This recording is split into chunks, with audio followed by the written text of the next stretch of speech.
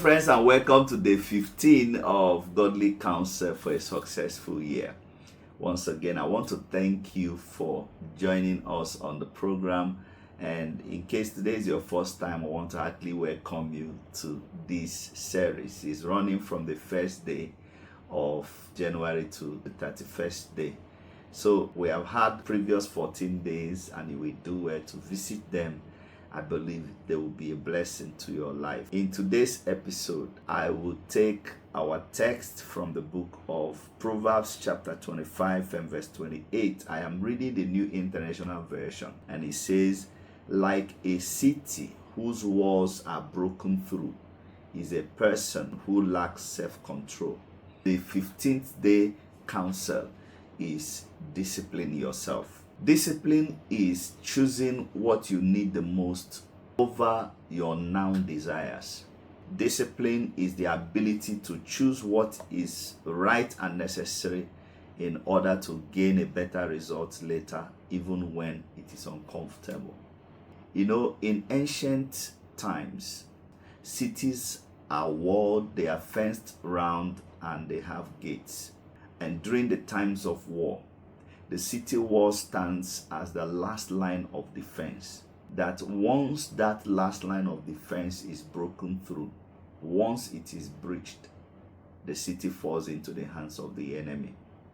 So any wise king does his best to keep the city fence intact, because in doing so, he is able to preserve the lives and the properties of the citizens within the city, even his own life and his own property. So the kingdom is preserved by its defense, so that one of the ways the kingdom is preserved, his reign is preserved, is by its defense.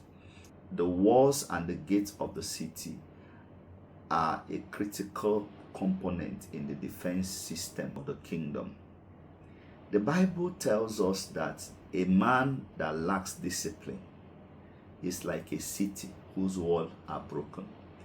That is to say, it's not about him lacking defense, but his defense has been weakened. That the walls are broken down, just like a city whose wall has been breached. It then means that the citizens are vulnerable. The enemy can gain access any time of the day and wreak havoc. The same way, a man that lacks discipline has opened his life up, has opened his destiny up for all manner of things to access him and wreak havoc in his life.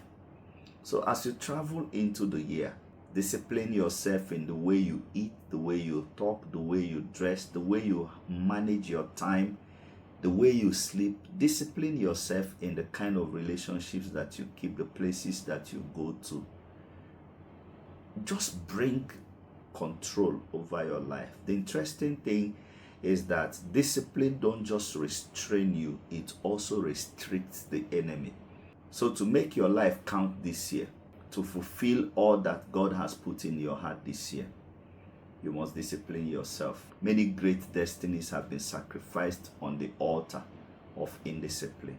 Once you commit yourself to mastery over your appetite, your time, once you commit yourself to over self-mastery, you develop inner strength that will pay off on the long run. And that is what I'm advocating in this episode, encouraging you to discipline yourself, gain mastery over yourself and the things that you do, as that will strengthen your life this year and position you for the success that God has already ordained for you this year. Let it not be said of you that your greatness this year was sacrificed on the altar of indiscipline. I trust God that He will strengthen you in your inner man. As I wrap up this episode, I want to pray for you from the book of Ephesians chapter 3 verse 16, that God will grant you according to the riches of His glory, that you be strengthened with might through His Spirit in your inner man, in the name of Jesus Christ, that it will be easy for you to discipline yourself, to bring yourself under control, irrespective of the pressure you may face in the year. In the name of Jesus Christ. I will stop here today to continue tomorrow. And I encourage you to join me in another episode. I trust it's going to be a great time. Please do not forget to share, to comment. If you have questions, please drop it on the comment section and I'll respond to every feedback that I get. God bless you and do have a wonderful day.